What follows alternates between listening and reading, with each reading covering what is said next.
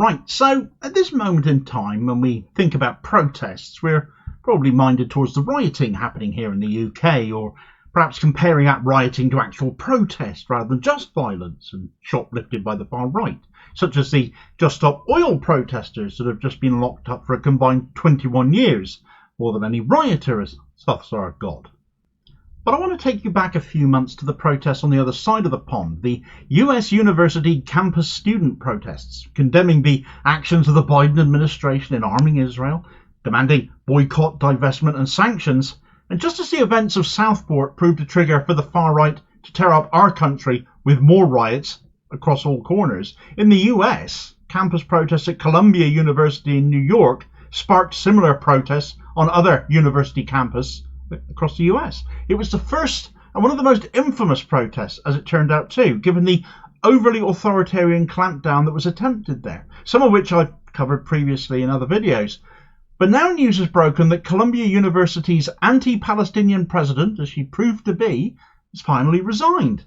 Good news, you would think, until you find out that our Netanyahu handshaking shill of a Foreign Secretary David Lammy has offered her a job, and that actually it is that appears to have prompted her to leave. Right, so before I come on to Labour's role here in all of this and what they've done now, let's refresh our memories a little bit and talk a little bit about what happened at Columbia University specifically. It was a few months ago now, because the context, as always, is crucial. So, student protests in the US, we recall these, don't we? It wasn't that long ago, really. And amongst the most notable was, of course, the first campus to see these happen, which was Columbia University in New York. The New York Times put out an article at the time reading, "College protesters make divestment from Israel a rallying cry," using the chant, "Disclose, divest, we will not stop, we will not rest," demanding the school administrators do just that. The D from BDS, possibly the least understood word amongst boycott, divestment and sanctions. Just to divest is simply the opposite of invest, so pull all financial interests they might have in the state of Israel out. And this then spread, of course, from Columbia to Yale and to Harvard and the University of Southern California, Cornell and more. It became a nationwide movement, though the divestment demands might vary slightly, as this excerpt from the New York Times shows. What it actually means has varied in scope and level of detail. At Yale and Cornell, students have called on the university to stop investing in weapons manufacturers. Columbia students are demanding the sale of holdings in funds and businesses that activists say are profiting from Israel's invasion of Gaza and the longer-term occupation of Palestinian lands, including Google, which has a large contract with the Israeli government, and Airbnb, which allows listings in Israeli settlements on the occupied West Bank. So the school administrators at Columbia were overseeing investments in businesses that were involved in illegal settlements. Hugely appalling. Move your investments elsewhere. Never struck me as the biggest of asks, actually. It's not a case of abandoning the university's money, is it? Just move it. So you're investing in something far less genocidal, shall we say. Columbia's reaction, though, the reaction of the university was, of course, as you might well remember, to not consider what I view as a reasonable demand given the investments in a rogue apartheid state, but instead send the police in to break up the protests, and this was in no small part arguably because of Israeli influence on the university. How many times have we heard accusations, usually from pro-Zionist sources as it happens, that Hamas have infiltrated bodies to push their nefarious end goals? They were accused of infiltrating the UN aid agency UNRWA as a very well-known example, weren't they? Not that Israel can present any evidence in that example to prove that. So if we look towards the university campuses where, particularly in the US, we've seen scenes of horrendous violence perpetrated by the police against students, there have also been claims that some of these students are indoctrinated and are acting as proxies for Hamas. But a shock announcement relating specifically to Columbia University, that came from New York's mayor at that, the violence meted out by police on students seen on that particular campus appears to have been instigated by a member of the university's own faculty, who it turns out seems to herself to be, to all intents and purposes, an Israeli spy. So who were really the infiltrators here? The staff member in question here was a woman called Rebecca Weiner, who was an adjunct professor of international and public affairs at SIPA, which is the School of International and Public Affairs, part of Columbia University. However, last year, Weiner was also made Deputy Commissioner for Intelligence and Counterterrorism of the NYPD, putting her in the unique position of literally being able to police Columbia University and those on it, seemingly in the interest, it can certainly be argued, of the Israeli state. How do we know that? Well, according to Weiner's blurb on the SIPA website, she develops policy and strategic priorities for the Intelligence and Counterterrorism Bureau and publicly represents the NYPD in matters involving counterterrorism and intelligence.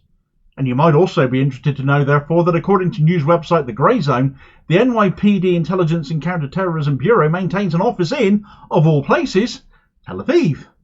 This Tel Aviv office apparently acts as a liaison between the NYPD and Israeli security, with Wiener, it would appear, as the go-between.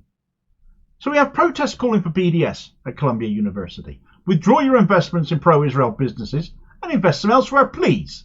And the police respond to those protests, heavy-handed and ridiculous as that was, at the instruction of the powers that be at Columbia, had been seemingly instigated by someone ostensibly loyal to Israel at that, who allegedly called the police in, though apparently wasn't the only one to do so, which I'll come on to in a moment. So offended by the idea people should protest against Israel, all of which invited accusations of pro-Israel bias and infiltration at Columbia University aimed at the faculty. Top of the faculty obviously would be the president of the university, overseeing all of this, having happened since the person holding that role at the time, Shafik, had been in role since July of 2023. That was until yesterday, when it was announced she was going to take another job, a job offered to her by our Foreign Secretary David Lammy, no less. We get on to the Labour bit. I can't imagine what drew you to offer a job to this person who has overseen such appalling scenes as we had witnessed at Columbia University during those protests, David Lammy, but the job offer really is the icing on the cake. Here's what Shafik herself said in her resignation letter on the matter. I write with sadness to tell you that I am stepping down as President of Columbia University effective August 14th, 2024. I have had the honour and privilege to lead this incredible institution, and I believe that, working together, we have made progress in a number of important areas. However, it has also been a period of turmoil, where it has been difficult to overcome divergent views across our community. This period has taken a considerable toll on my family, as it has for others in our community. Over the summer, I have been able to reflect and have decided that my moving on at this point would best enable Columbia to traverse the challenges ahead. I am making this announcement now so that new leadership can be in place before the new term begins. My whole professional life has been devoted to public service, and my time at Columbia has been an important part of that commitment. In terms of next steps, I am honoured to have been asked by the UK's Foreign Secretary to chair a review of the government's approach to international development and how to improve capability. I am very pleased and appreciative that this will afford me the opportunity to return to work on fighting global poverty and promoting sustainable development, areas of lifelong interest to me. It also enables me to return to the House of Lords to re-engage with the important legislative agenda put forth by the new UK government. Yes, David Lammy has appointed a person who oversaw an ostensibly pro-Israeli faculty, which invested in businesses connected to illegal Palestinian settlements, to head a review on international development here. Oh, and did I neglect to mention she was already happens to be a peer in the House of Lords? How remiss of me, how careless. Baroness Shafik, as she is. The optics are, frankly, scandalous. David Lammy must think we're idiots for thinking we'd missed this. Shafik herself called the police in to clear the campus of protesters, leading to the arrest of 100 students on the 22nd of April. This was a week prior to the actions of Rebecca Wiener, where some 300 people ended up being arrested. Shafik's actions were condemned by the American Association of University Professors, PEN America, who campaign for rights to freedom of expression in the US. The Student Council at Columbia obviously condemned it, but given hundreds of their own professors at Columbia staged a walkout too over Shafik's heavy-handedness here. An open letter by them was signed putting the boot in. Conversely, she was also attacked for not doing enough to combat anti-Semitism on campus, resulting in condemnation and withholding of donations from pro-Zionist Columbia donors. And condemnation has come from both Democrats and Republican politicians for both being too heavy-handed and for not being heavy-handed enough in clamping down on those allegations of anti-Semitism, risible as such accusations are. Hard enough.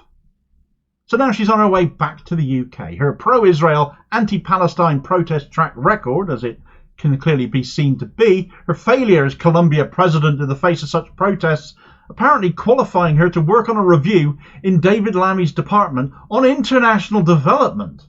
It seems clamping down in dissenting views makes her an ideal fit for Starmer's Labour, and on that score, who can possibly disagree with his track record?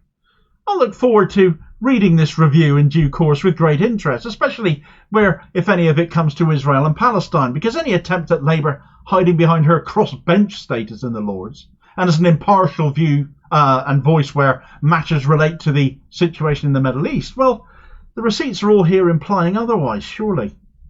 For more on the role of Rebecca Weiner in this story, more details on that aspect of what happened at Columbia, do check out this video recommendation here, and I'll hopefully catch you on the next vid.